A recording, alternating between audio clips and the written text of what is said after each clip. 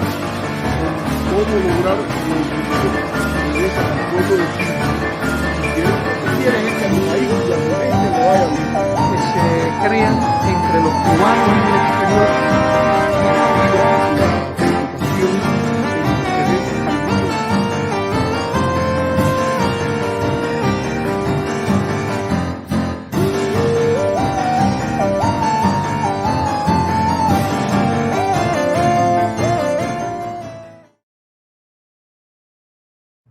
I think getting the process of engagement and normalization back on track is the best hope for that.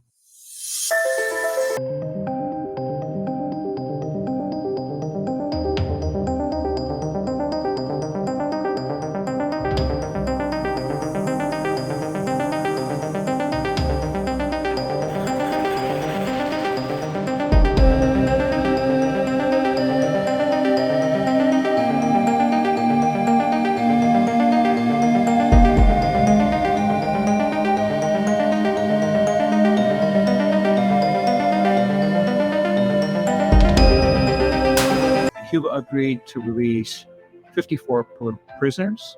They agreed to release Alan Gross in exchange for the United States releasing the remaining 3 members of the Cuban Five. And in general, there was a willingness on both sides, not only to reestablish diplomatic relations, but to move forward on a whole range of issues, both issues of mutual benefit and also issues in contention, like the issue of human rights, and the issue of property claims that U.S. citizens have against the Cuban government for property that was nationalized after the revolution in 1959. When we look back at that process 10 years back now, there were a number of real highlights that made a tremendous difference, particularly in the lives of Cubans. The expansion of air service into regular air service to make it easier for people to travel back and forth. The issuance of 5-year multiple entry visas for Cubans to visit the United States, to visit family, or to come in and set up the supply chains for their private businesses. But most importantly, perhaps, was the creation of a real sense of hope and anticipation in Cuba that this long Cold War between Cuba and the United States was finally coming to an end, and that would mean that the embargo would come to an end, and daily life would become much easier than it has been over the past 60 years as a result, in part, of U.S. sanctions. There were some real high watermarks, of course, many relaxations of different parts of the embargo by President Obama, which set the stage for more trade and set the stage for more travel back and forth between the two countries, more cultural exchanges. But then, of course, the real climax was President Obama's own trip to Cuba in 2016, the first U.S. president to visit Cuba since before the Great Depression, and he was tremendously well received. He gave what, in my judgment, was an impressive speech to the Cuban people. And more importantly, he really set a tone by declaring that the end of the Cold War in the Caribbean was here. And now the United States was interested in building positive relationship with the Cuban people and with the Cuban government in order to advance the interests of both countries. Since the 1990s, U.S. policy towards Cuba has been very much dependent on domestic politics in this country. The concentration of the Cuban American community in Florida, which was a key swing state in presidential elections, has meant that Democrats in particular were reluctant to take positive steps toward improving relations with Cuba because they were afraid of a backlash in the Cuban American community and that might cost them re-election in Florida. And of course, we saw Al Gore lose Florida in 2000 by 537 votes, in large part because the Cuban American community cast a punishment vote against him because President Bill Clinton sent 6-year-old Elian Gonzalez back to Cuba with his father. The other obstacle domestically has been Cuban-American members of Congress who have almost unanimously been opposed to any kind of normalization, both Republican members like Mario Diaz-Balart, but also Senator Robert Menendez in the United States Senate. And during the Biden administration, that was a particular obstacle because President Biden, having been a senator, trusted the judgment of his fellow senators, particularly on issues where they were very much involved. And of course, Menendez was adamant in his opposition to any sort of relaxation with Cuba. And I think that was a real deterrent for President Biden to move ahead. President Biden, earlier this year, agreed to a package of regulatory changes that were intended to help the Cuban private sector engage in international commerce. So he allowed Cuban private business people to open bank accounts in the United States. He lifted the restriction on what are called U-turn transactions, where U.S. banks block transactions between Cubans and other international actors. That made it much easier for Cuban business people to engage in international trade and banking outside of the United States. But there is still a lot more that could be done in order to really boost the Cuban private sector. The fact that Cuba remains on the State Department's list of state sponsors of international terrorism makes it very difficult for any Cuban enterprise to do business internationally because international financial institutions don't want to take on the burden of what's called enhanced due diligence, which they have to follow for any client that is potentially seen as having a role in terrorism. Cuba doesn't belong on that list, in my opinion, but nevertheless, it has this very practical impact of inhibiting the Cuban private sector. The other thing that could be done is to allow what's called two-way correspondent banking. Right now, a Cuban business person can open an account in the United States, but that account in the United States cannot communicate with their Cuban bank account. And so it's very difficult for them to actually make use of the bank account in the United States because they can't go through their own banking system. So that's an obstacle as well. And finally, there are a variety of sanctions still in place from the Trump administration that limit the market for Cuban private businesses. The fact that there is still significant restrictions on U.S. travelers to Cuba.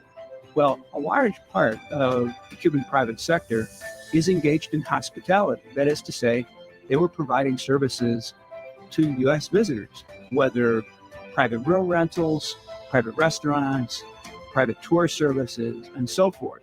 And when U.S. travel restrictions were put in place by President Trump, a lot of those businesses suffered really dramatically. So the general normalization of economic relations between Cuba and the United States is probably the biggest single thing the United States could do to support the Cuban private sector. There are a number of initial steps that the United States could take that would demonstrate our sincerity. First and foremost would be taking Cuba off the State Department's list of state sponsors of international terrorism. There's no factual basis for it being on the list. Secretary of State Antony Blinken admitted as much in congressional testimony earlier this year. Once the dialogue got going, of course, there are lots of additional things the United States could do that would relax economic sanctions on Cuba and get the process going again. The United States could invite the Cuban government to restart some of the working groups that existed under Obama to improve cooperation on issues of mutual interest. It could once again suspend Title III of Helms-Burton legislation, which is an extraterritorial element of the embargo that threatens international businesses with litigation in the United States if they try to invest in Cuba or really engage in any financial transaction with Cuba.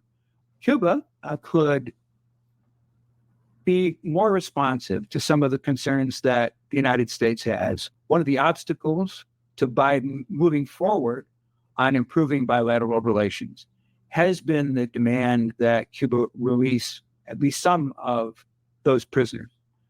I think it would be in Cuba's interest, as well as in the interest of humanitarian justice, for Cuba to provide clemency to people who were engaged in the demonstrations that day and in the subsequent days, but who were not engaged in any sort of violence against police or against property. Those people really don't deserve some of the really harsh sentences that were meted out to them. But more importantly, Cuba has in the past been willing to be responsive on the human rights issue to U.S. concerns in a context in which bilateral relations were getting better. So if the United States would like to see movement on the human rights issue, I think getting the process of engagement and normalization back on track is the best hope for that. Well, of course, President Trump has relied upon conservative Cuban Americans in Florida as a key part of his electoral base and his electoral strategy. In his first term of office, he essentially outsourced his policy towards Cuba to Marco Rubio and Mario Diaz-Balart. And as a result of that, he pursued a policy of maximum pressure, putting as much pressure as he could on the Cuban economy, cutting off all sources of foreign exchange earnings. Whether his second term in office would be any different is hard to predict.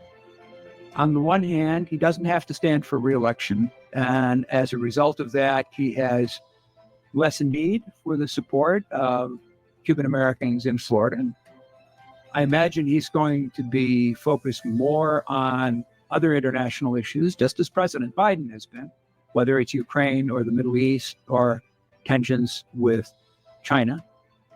I would hope that at the very least, President Trump would not roll back some of the openings that are still in place from the Obama years and some of the modest relaxations of sanctions that President Biden has put in place. I hope that the business community in the United States would have some influence with President Trump and would see an opportunity in the Cuban market to actually be able to open up and get into the Cuban market and compete with Europeans or compete with Russia and China. That's an opportunity that the United States is essentially leaving on the sidelines. And as a businessman, maybe President Trump would see an opportunity there and want to take advantage of it.